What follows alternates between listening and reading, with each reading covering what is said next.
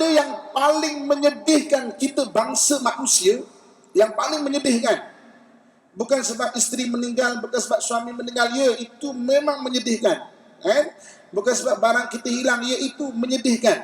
Tapi yang paling menyedihkan kita bangsa manusia, ketika kita diiring ke kubur, kita tengok dosa tu masuk sekali dekat kubur.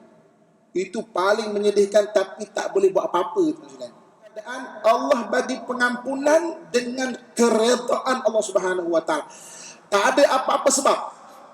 Orang tak minta ampunkan, tak ada makhluk lain minta ampunkan, sendiri pun tak minta ampunkan, tak ada amalan, tapi niat berusaha menjadi baik. Niat berusaha menjadi baik itu Allah beri pengampunan kepada kita. Diberi secara langsung, tak ada apa-apa sebab. Itu keredaan Allah Subhanahu Wa Taala. Dalam Quran surah Al-Maidah ayat yang ke-9. Surah Al-Maidah ayat ke-9 tu dia agak panjang, kan? Ada satu bahagian Allah Subhanahu Wa Taala sebut, A'udzubillahi minasyaitonirrajim. Wa'adallahu alladhina amanu wa 'amilus salihat lahum maghfiratu wa ajrun 'azim. Allah berjanji kepada orang-orang yang beriman dan beramal soleh, bagi mereka maghfirah. Maghfirah ni pengampunan ataupun masa pengampunan. Maghfirah wa ajrun azim, dan ganjaran yang besar. Surah Al-Maidah 9. Orang yang mencari keredaan Allah, Allah boleh ampunkan dia. Lahum maghfirah, masa pengampunan. Okey. Masa pengampunan ni yang besar bila, tuan-tuan sekalian? Yang besar ni bila? Dekat dua tempat. Dekat dua tempat. Yang paling besar bila? Dua tempat. Yang pertama, ketika kita diiring ke kubur. Tuan-tuan sekalian, apa benda yang paling menyedihkan kita bangsa manusia? Yang paling menyedihkan, bukan sebab isteri meninggal, bukan sebab suami meninggal, ya itu memang menyedihkan, bukan sebab barang kita hilang, ya itu menyedihkan. Tapi yang paling menyedihkan kita bangsa manusia, ketika kita diiring ke kubur, kita tengok dosa tu masuk sekali dekat kubur. Itu paling menyedihkan, tapi tak boleh buat apa-apa, tuan-tuan. Itu menyedihkan tau. Sebab dosa tu bebanan. Kenapa tak minta ampun? Ya Allah, kenapalah tak minta ampun? Tapi bagi orang yang ada belief system, kepercayaan kepada Allah dan juga Rasul, itu dipanggil orang beriman. Orang beriman ada belief system, ada kepercayaan, meyakini Allah dan juga Rasul, Allah akan beri pengampunan. Maghfirah, lahum maghfirah. Itu yang pertama, tempat pertama, iaitu ketika diiring ke kubur. Banyak Allah ampunkan dosa-dosa kita.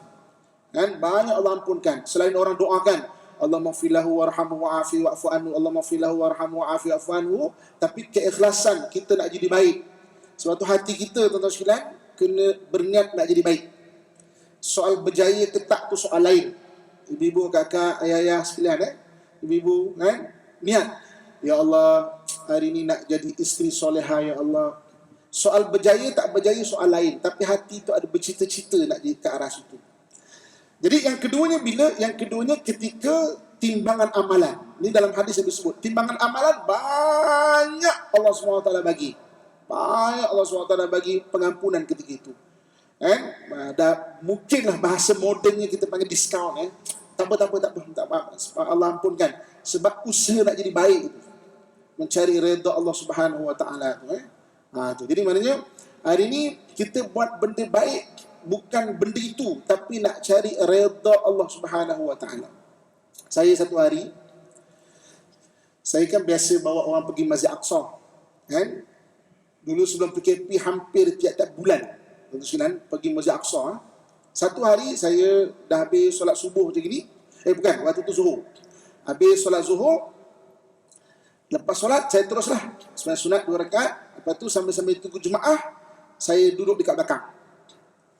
Jadi saya pun duduk, orang-orang Arab keliling semua sembahyang lah. Jadi dah habis sembahyang, dia tanya saya, kau tak sembahyang ke? Tak sembahyang sunat ke? Saya kata, saja menyakap, alah sunat je. Alah sunat je. Macam kita lah, alah sunat je, alah puasa sunat je, alah solat sunat je pun nak buat, kan? Dia kata, siapa yang suruh kita buat solat sunat? Saya kata, Nabi, Allah suruh, kan? Kalau orang ataupun kalau yang kita sayang tu suruh, kita buat sebab kita nak buat atau sebab kita sayang dekat dia? Sebab tu kita nak usaha untuk buat, kan? Oh, tentulah kita nak buat sebab kita sayang kat dia. Itulah sebab kita buat benda sunat, kan? Jadi tuan-tuan sekalian, benda tu biasa, tapi perlu diingat-ingatkan.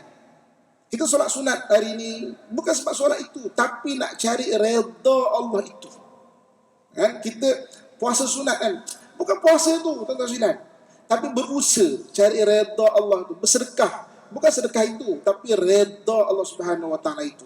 Sebab orang yang nak cari redha Allah, ni dalam surah Maidah 9 Allah sebut, lahum maghfiratu wa ajrun azim. Bagi mereka masa pengampunan dan juga ganjaran yang besar, kata Allah Subhanahu Wa Taala. Muslimin dan muslimat rahmatullah sekalian. Okey, sebagai penutup dia, kesimpulan dia. Jadi, kullu benu Adam khata'un, setiap anak Adam ada membuat kesalahan. Wa khairu khata'in tawabun, sebaik-baik orang yang buat salah adalah orang yang bertaubat kepada Allah Subhanahu Wa Taala. So hari ini macam mana cara Allah bagi taubat kepada kita? Dengan 7 cara yang telah kita kongsikan sebentar tadi. Jadi mudah-mudahan selain daripada kita minta kepada Allah, banyakkan amalan, buat baik kepada manusia, buat baik kepada makhluk-makhluk yang lain. Dan yang penting hidup kita ni adalah untuk mencari keredaan Allah Subhanahu Wa Taala. Dipanggil mardatillah. Itulah tujuan hidup kita.